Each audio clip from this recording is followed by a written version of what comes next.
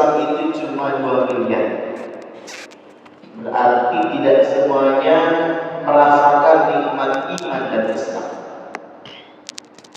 Dan alhamdulillah pula kita masih diberi hidayah oleh Allah bisa menghadiri pengajian rutin yang diadakan di Masjid Baitur Rahim Desa Bagusara. Masjid Nurul Hidayah Desa Bagusara. Baitur Rahim Blok 10.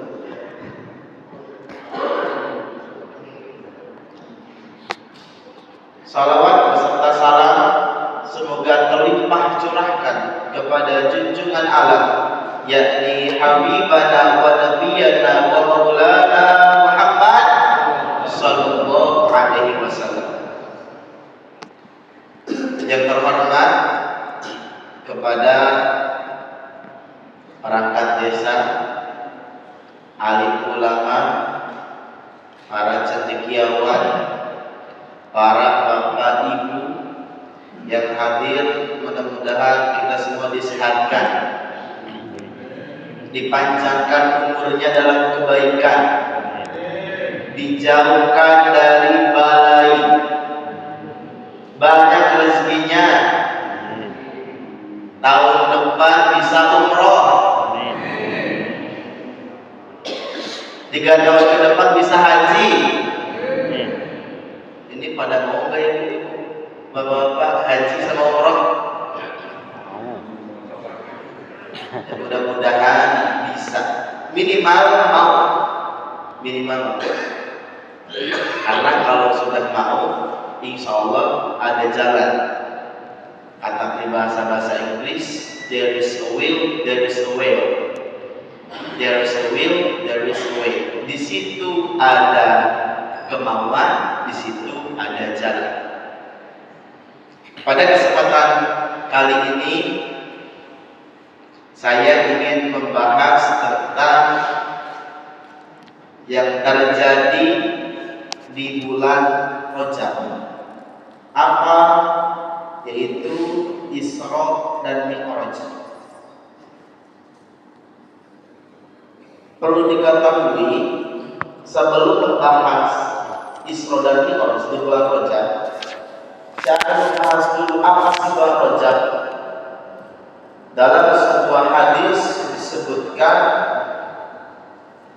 Rajab itu sebagai Syahrullah, bulannya Allah, dan bulan Sya'ban adalah Syahrul Nabi, Syahri kata Nabi Muhammad, bulanku.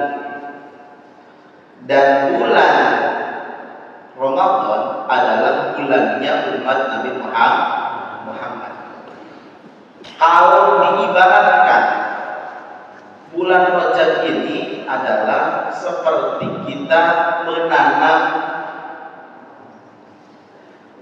biji-bijian. Bulan Rajab. Nanti bulan Sya'bannya itu seperti kita menyiraminya. Dan nanti bulan puasa itu sebagai panennya. Maka kalau mau bulan puasanya maksimal, maka harus dari bulan Rajab, Sya'bannya dilatih, puasanya dilatih. Ya pinomat 1 bulan sekali di Rajab, di Sya'ban. Karena itu gimana mau panen nanti di bulan Ramadan kalau nanamnya saja, menyiramnya saja tidak. Makanya perlu dari sekarang bulan Rajab. Dan perlu juga kita berdoa yang sesuai dianjurkan oleh Nabi. Apa? Allahumma barik lana fi Rajab wa Sya'bana ballighna Ramadana waghfir lana dzunubana. Yang terakhir akhirnya bebas. Ada yang pakai waghfir lana dzunubana wa hasil maqasidana, ada. Kalau tadi saya dengarnya yassir lana umurana. Karena yang disyariatkan itu yang tadi 3. Allahumma barik lana wa rajaba wa sya'bana wa balighna Ramadan. Apa peristiwa yang berada di ujung bulan Rajab, yaitu Isra dan Mi'raj? Kenapa harus ada Isra dan Mi'raj? Jadi menurut sejarah, Isra dan Mi'raj itu terjadi setelah Amul Huzni. Apa itu Amul Huzni? Amul Huzni itu tahun kesedihan. Karena Nabi Muhammad ditinggal oleh 2 orang terkasihnya, yaitu pamannya dan istri tercintanya Khadijatul Kubra, Siti Khadijah. Lalu Nabi Muhammad dihibur dengan cara Isra dan Mi'raj. Dan pada Isra dan Mi'raj itu Nabi diperintahkan, disyariatkan untuk sholat 5 waktu. Kalau menceritakan Isra dan Mi'raj itu, kalau secara lengkap mungkin harus berbulan-bulan. Kalau harus secara lengkap, karena kitabnya ada, namanya kitab Darjih. Biasanya di pesantren belajar tentang kitab itu. Tapi karena ini waktunya sedikit dan mungkin peristiwa yang 50 waktu ditugaskan pertama terus dinego jadi 5 itu sudah sering diceritakan, maka saya akan cerita yang lain yang mungkin bapak dan ibu sebelumnya tidak mendengar. Sholat, kebanyakan kita menganggapnya sebagai beban. Dan mungkin sholat pun hanya sekadar menggugurkan kewajiban. Padahal kalau kita tahu sejarah sholat itu bagaimana, itu bisa menyadarkan kita bahwa sebenarnya sholat itu menyenangkan. Sholat itu kebutuhan. Sholat itu tanda cinta kita kepada Allah. Dalam sejarah disebutkan, zaman Nabi Musa atau zaman Nabi-Nabi yang sebelumnya, kalau umatnya itu meminta kepada Tuhan, kepada Allah, itu tidak bisa langsung kepada Allah, tapi ke Nabi-nya dulu. Kawan Nabi Musa, umat Nabi Musa minta kepada siapa? Nabi Musa. Musa, tolong pintain ini ke Tuhanmu. Musa, tolong pintain ini ke Tuhanmu. Dan Nabi Muhammad diberi privilege. Privilege itu apa? Keistimewaan. Keistimewaan kalau mau minta gak perlu ke Rasul dulu, tapi minta sendiri langsung. Kalau butuh apa-apa minta ke siapa? Minta ke siapa? Ke Allah. Kalau dulu minta itu harus ke Rasul dulu. Bayangkan kalau Rasul di Arab, kita meminta apapun ke Allah nggak bisa, harus ke Arab dulu. Mending kalau Rasulnya ada, sekarang nggak ada.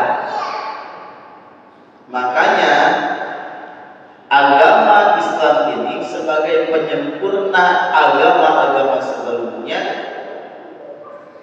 dan sebagai penutup. Dan sebenarnya agama Islam ini dari dulu agamanya agama tauhid di sini. Ajarannya sama, mengimankan Allah. Tapi Islam disebut Islamnya baru setelah ada Nabi Muhammad. Jadi tadi yang pertama, poin pertama, sholat itu adalah keistimewaan umat Nabi Muhammad meminta langsung kepada Tuhan, tidak harus melalui Nabi atau Rasul. Coba kita renungkan sholat. Sholat itu di dalamnya, kalau kita tahu artinya, itu hampir doa semuanya, meminta semuanya. Ketika Allahu Akbar, ketika ingat artinya Allah Maha Besar, maka yang dibayangkan Allahu Akbar, Allah Maha Besar. Jadi ingat, ketika kita punya masalah apapun, bahkan mengatakan kepada masalah kami itu kecil, saya punya Tuhan yang besar, Allahu Akbar. Terus baca iftitah, walaupun iftitah itu sunnah, tidak wajib, karena wajibnya langsung ke Fatihah. Lihat di iftitah, Allahu Akbar kabir, Allah Maha Besar, walhamdulillahi katsira, segala puji yang banyak, wa subhanallahi bukratan wa asila, Maha suci Allah pagi-pagi dan sore-sore. Inni wajjahtu wajhiya lilladzi fataras samawati wal ardh. Ya Allah, aku menghadapmu yang mengurus langit dan bumi. Alaihi muslim wa ma ana minal musyrikin. Aku bukan orang yang musyrik. Lanjut, inna sholati wa nusuki wa mahyaya wa mamati lillahi rabbil alamin. Sesungguhnya salatku, ibadahku, hidup dan matiku hanya untuk Allah. Jadi kalau kita masih terlalu memikirkan penilaian orang lain, itu mungkin agak mempertanyakan. Bukan berarti tidak boleh mendengarkan kritik orang lain, bukan. Tapi yang harus kita jadikan tujuan utama adalah Allah. Karena yang selalu kita baca, inna sholati wa nusuki wa mahyaya wa mamati lillahi rabbil alamin, la syarika lahu wa bidzalika umirtu wa ana langsung. Alhamdulillah, bismillahirrahmanirrahim, alhamdulillahirabbil alamin, bismillahirrahmanirrahim, dengan menyebut asma Allah yang Maha Pengasih dan Maha Penyayang. Kalau menurut santri, bismillah itu ba di situ namanya ba isti'anah. Apa maksudnya? Bisa dimaksudkan seperti ini. Ketika kita membaca Al-Qur'an, bismillahirrahmanirrahim, ingat di situ bismillah ba-nya ba isti'anah. Isti'anah itu pertolongan. Dengan pertolongan Allah saya bisa baca Al-Qur'an. Jadi ketika sering baca Al-Quran pun tidak merasa sombong, tidak merasa karena diri sendiri. Ketika mau sholat, bismillahirrahmanirrahim. Nah, ketika mau sholat pun, banyak sholat pun tidak merasa lebih baik dari orang lain, karena sudah meyakinkan bahwa ini adalah kehendak atau bantuan dari Allah. Bantuan dari Allah. Bismillahirrahmanirrahim. Alhamdulillahirabbil alamin, memuji kepada Allah yang mengurus aku. Ar-Rahmanir-Rahim, memuji lagi. Maliki yaumiddin, memuji lagi. Lalu setelah itu, iyyaka na'budu wa iyyaka nasta'in, memuji lagi. Lalu setelah itu apa?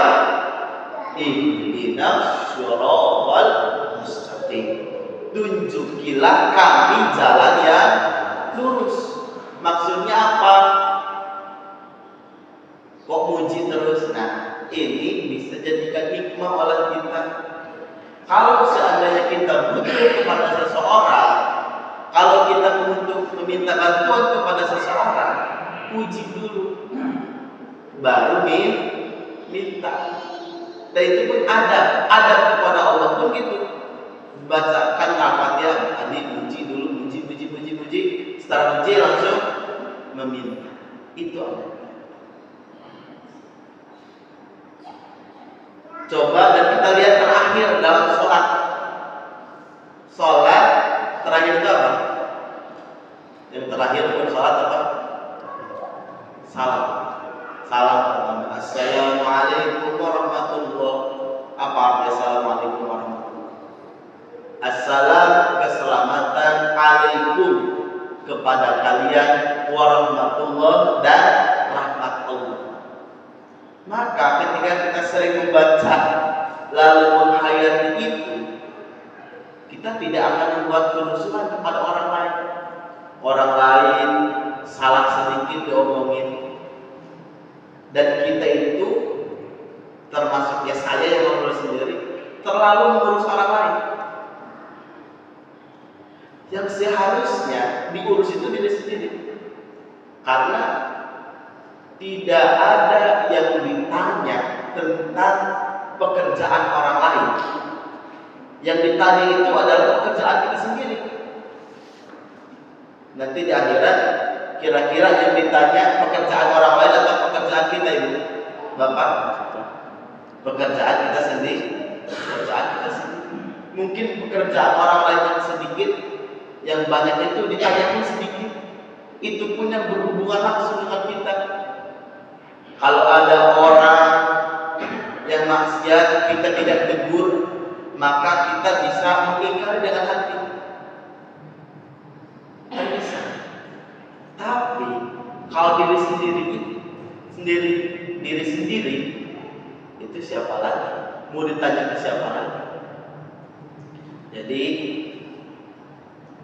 hikmah dalam sholat salah satunya tadi mengingat isi-isinya dan menyebarkan salam, keselamatan, tidak membuat rusuh, tidak terlalu mencampuri hidup orang.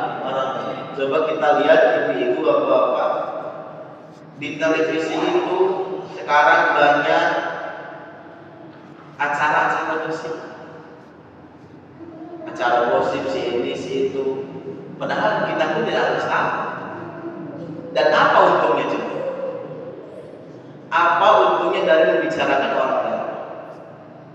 Makanya ketika kita bisa menghayati tentang sholat ini, apalagi yang terakhir membuat keselamatan kepada orang lain, maka ada dalam hadis pun disebutkan salamatul insan fi hifdzil lisan. Selamatnya seseorang itu karena menjaga mulut. Uskut la takallam, diam, jangan ngobrol. Kalau tidak bisa mengeluarkan emas, maka dia jika tidak mengeluarkan perak, ucapan yang bernilai perak, maka lebih baik diam karena dia itu emas. Yang pertama tadi apa? Hikmah dari sholat. Sholat itu adalah keistimewaan bagi kita umatnya Nabi Muhammad. Sampai jam berapa? Tulisan. Ada jam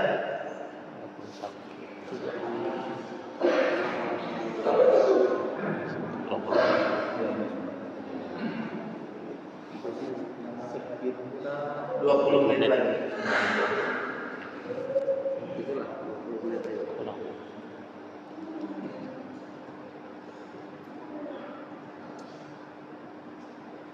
Oke, saya akan membaca kitab dulu. Isra'uhu wa mi'rajuhu. Isra' mi'rajnya Nabi Muhammad sallallahu alaihi wasallam. Bitanat bihadiyat asyarata akramahullah bi Isra'i wal Mi'raj. Pada tahun ke-11 Allah memuliakan Nabi Muhammad dengan Isra' dan Mi'raj. Fal Isra'u huwa tawajjubun Nabi sallallahu alaihi wasallam lailan min al-Masjidil Haram ila al-Masjidil Aqsa. Isra Mi'raj itu terjadi pada tahun 11 Hijrah. Tujuannya apa? tujuannya adalah untuk memuliakan Nabi Muhammad. Apa itu Isra? Isra itu adalah perjalanan Nabi Muhammad dari Masjidil Haram Mekah, tapi di Masjidil Haramnya, sampai ke Masjidil Aqsa di Palestina. Makanya kita harus tetap membela Palestina sampai darah detik penghabisan. Karena apa? Karena Palestina, Masjidil Aqsa itu dulu adalah kiblat pertama umat Islam selama 17 bulan. Berarti 1 tahun 5 bulan. Lalu setelah itu dipindahkan karena salah satunya permintaan Nabi Muhammad supaya dipindahkan ke Masjidil Haram yang sampai sekarang ke sana. Masjidil Aqsa itu di Palestina. Masalah konflik Palestina kita harus tahu ya minimal sedikit. Di Palestina itu sudah beberapa kali mengalami peperangan. Dulu pas zaman sebelum Umar bin Khattab itu dipegang oleh Nasrani. Nasrani itu pengikutnya Nabi Isa kalau dulu. Kalau sekarang enggak, karena banyak yang berubah. Lalu jatuh ke tangan Umar bin Khattab yang mengurusnya berarti umat Islam. Lalu beberapa ratus tahun ada perang salib dan dimenangkan oleh umat Kristen. Lalu diurus oleh umat Kristen. Setelah itu dimenangkan lagi oleh umat Islam, oleh Salahuddin Al-Ayyubi pada zaman Khalifah Utsmani Turki. Sampai kapan? Sampai zaman terakhir tahun 1921. Jadi sekitar 100 abad yang lalu itu terakhir Palestina merdeka. Karena setelah itu dijajah oleh Yahudi yang berpindah-pindah tempat dan diterima oleh umat Islam di Palestina. Dan sampai sekarang dijajah. Dan cuma nyisa yang masih sering perang itu di daerah Gaza. Yang lainnya di daerah lain itu ada Palestina. Itu pun tercatat di luar negeri, di PBB, tapi bukan sebagai negara, belum sah sebagai negara. Kayak seperti kota aja yang akan dibentuk negara. Jadi kalau ibu-ibu, bapak-bapak lihat tuh Palestina lawan Indonesia, itu sebenarnya bukan sebagai negara, tapi kota yang akan dirancang sebagai negara.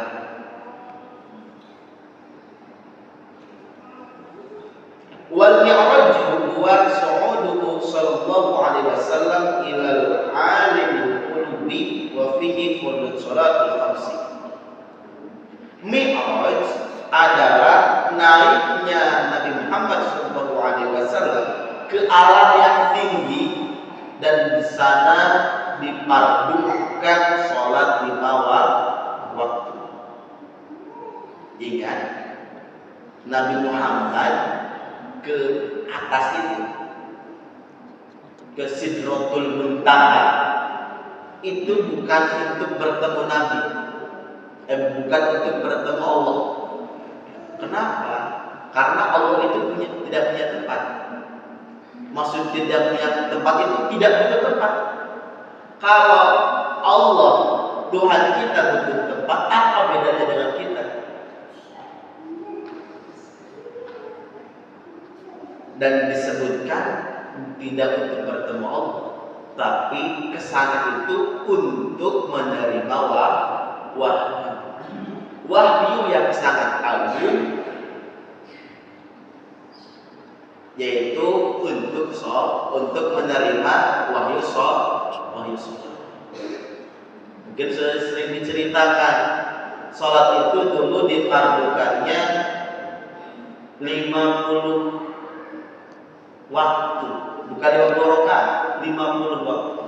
Tapi ketika turun, lalu ditegur oleh Nabi Ibrahim, senior Nabi Muhammad, walaupun secara penciptaan di alam sana itu Nabi Muhammad dulu, karena kata Allah dalam hadis qudsinya disebutkan, laulaka lama khalaqtul afla, jika bukan karenamu Muhammad, aku tidak akan menciptakan dunia ini.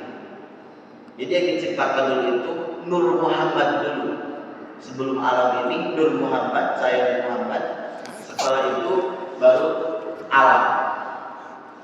Jadi kalau secara penciptaan aslinya bukan senior, tapi kalau ke muka buminya, hidup di muka buminya, jadi sebutnya junior. Nabi Muhammad sudah coba nawar sama Allah, yang tadinya 50 menjadi berapa? Sekarang yang kita lakukan 5 kali. Makanya furidun sholatul khamsi. Dan perlu diketahui juga, sholat itu bukan hanya Nabi Muhammad saja yang sholat. Maksudnya gimana? Waktu sholat itu, kalau subuh itu dulu yang paling pertama melaksanakannya adalah Nabi Adam. Nabi Adam sholatnya sholat apa? Sholat subuh. Nah, sholat zuhur itu Nabi Ibrahim. Sholat asar itu sholatnya Nabi Yunus. Sholat maghrib, saya lupa lagi, pokoknya intinya sholat-sholat itu dulu pernah dilaksanakan oleh nabi-nabi. Tapi sholat itu dilakukan cuma sekali dalam sehari. Dan 5 kali waktu ini pertama kali dilakukan oleh Nabi Muhammad dan umatnya. Sudah saya sebutkan, sholat ini bukanlah beban bagi kita, tapi sebagai keistimewaan bagi umat Nabi Muhammad. Wa fi somihati lailatul Isra'i allamahu Jibril as-salat wa awqatan. Dan pada malam Lailatul Isra, Nabi Muhammad diajarkan sholat dan waktu-waktunya.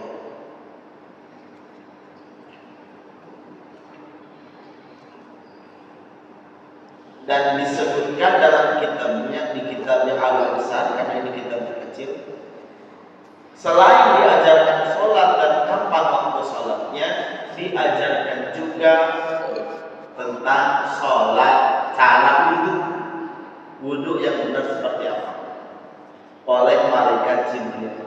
Dan sholat yang pertama kali dilaksanakan adalah sholat zuhur, bukan sholat subuh. Kenapa? Karena Nabi Muhammad kan perginya malam-malam. Dalam Al-Quran disebutkannya asro, bukan saro. Saro itu jalan, kalau asro diberjalankan. Nabi Muhammad itu diberjalankan oleh Allah dari Masjidil Haram ke Masjidil Aqsa, Masjidil Aqsa ke Sidratul Muntaha, lalu balik lagi ke itu waktunya cuma 1 malam. Kalau kita lihat di Google Maps, jarak antara Masjidil Haram ke Masjidil Aqsa itu lebih dari 500 km jaraknya. Mungkin kalau perjalanan itu dulu 1 hari 1 malam kalau pakai mobil. Kalau jarak dari Masjidil Aqsa ke Sidratul Muntaha, saya akan menjelaskan dulu Sidratul Muntaha. Sidratul Muntaha itu adalah tempat yang paling ujung, yang paling jauh, yang paling tinggi. Jarak dari sini, dari bumi ke matahari saja itu 150 juta kilometer. 150 juta kilometer. Matahari, bumi itu berada di satu sistem, namanya sistem tata surya. Di tata surya ini berada di satu galaksi, namanya galaksi Bima Sakti. Dan itu pun di pinggirannya. Kalau kita lihat bumi ini dari galaksi Bima Sakti dari ujungnya itu cuma satu titik debu. Berarti betapa kecilnya kita.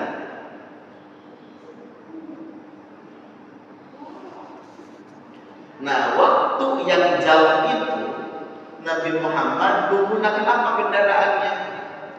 Menggunakan yang disebutnya buraq. Buraq itu berasal dari kata barqu.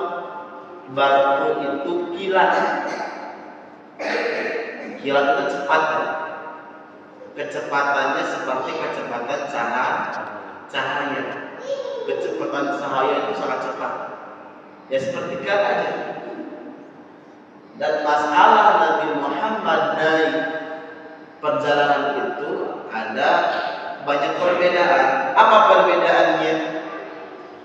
Perbedaan apakah dengan ruhnya saja atau dengan jasadnya. Jadi ada perbedaan dalam para ulama dalam masalah Nabi Muhammad kesananya menggunakan ruhnya saja atau ruh wal jasad.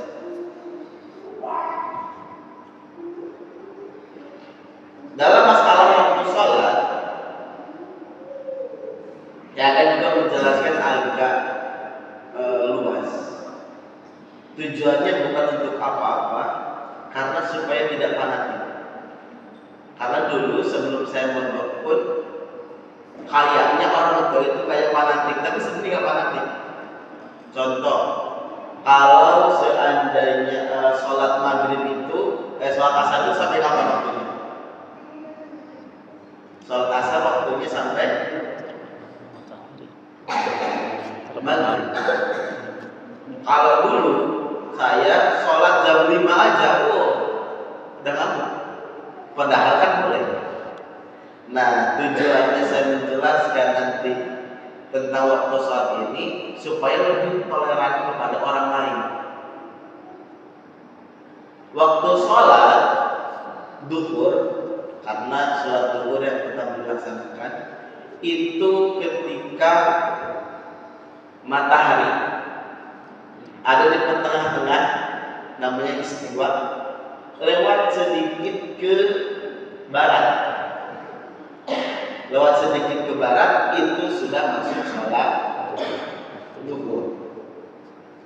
Sampai kapan? Sampai bayangan sesuatu itu sama dengan aslinya. Berarti matahari berada di barat, kita lihat bayangan sama dengan kita, maka itu habis waktu duhur. Lewat sedikit, maka itu waktu asar. Sampai kapan waktu asar? Sampai tenggelamnya matahari. Nanti tenggelamnya matahari masuk sholat maghrib. Nah, jadi takutnya nanti jam 5 belum sholat, malah kalau merasa sudah lewat, udah nggak usah sholat. Padahal kan kalaupun sudah lewat bisa apa? Bisa dipokok. Nah, masalah sholat maghrib itu menurut ada dua kaul. Kaul itu pendapat. Ada disebutnya kaul qadim, ada disebut juga kaul jadid. Kaul qadim itu adalah pendapat Imam Syafi'i yang dulu. Kaul jadid pendapat Imam Syafi'i yang terbaru. Lalu sebelum sholat maghrib ini ada qobliyah enggak sebenarnya? Kalau yang menyebut ada boleh, enggak juga apa-apa. Karena menurut kaul jadi Imam Syafi'i, waktu maghrib itu adalah kita memakai baju, lalu wudu, sholat 3 rakaat maghrib, langsung sholat ba'diyah 2 rakaat, itu habis. Otomatis bisa langsung sholat isya. Yang biasanya ya langsung isya. Setelah wiridan langsung isya. Tapi nggak apa-apa. Makanya banyak di pesantren ada yang setelah di sana di pesantren ya biasa ba'diyah dulu. Bahkan mungkin ada qobliyah dulu. Bahkan adanya pun panjang. Qobliyah dulu langsung sholat terus ba'diyah, itu gak apa-apa. Jadi bebas. Karena ada dua pendapat Imam Syafi'i yang menyatakan maghrib itu ya tadi ada yang panjang sampai isya.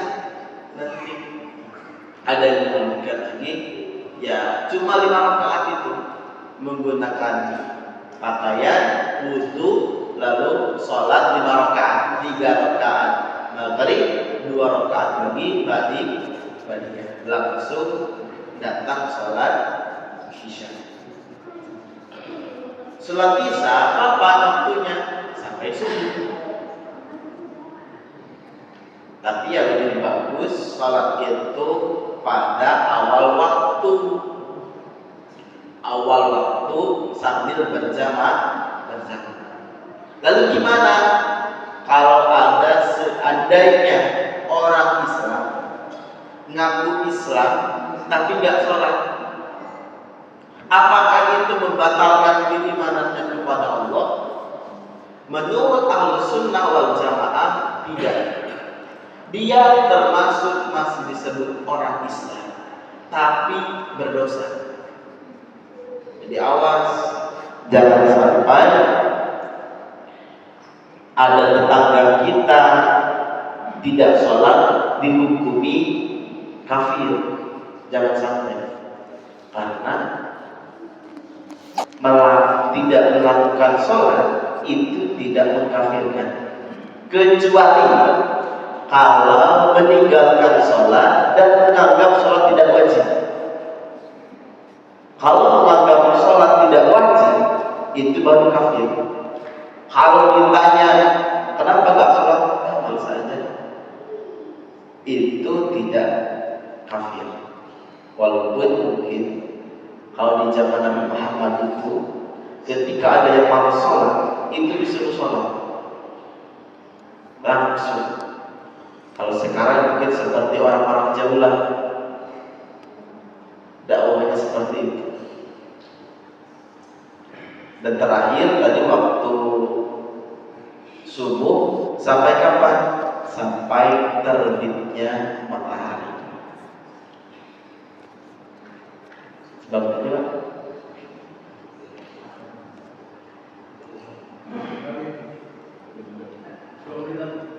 10 menit lagi.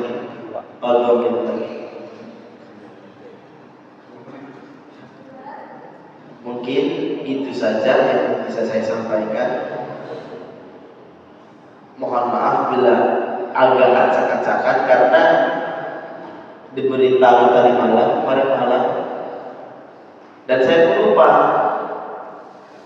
Kebetulan tadi kemarin dulu setelah maghrib, udah ada maghrib, ditelepon karena nggak bawa HP, suruh ngisi.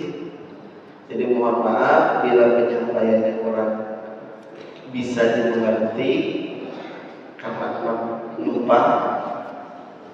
Jadi yang seada-adanya saja. Mungkin sebelum ditutup ada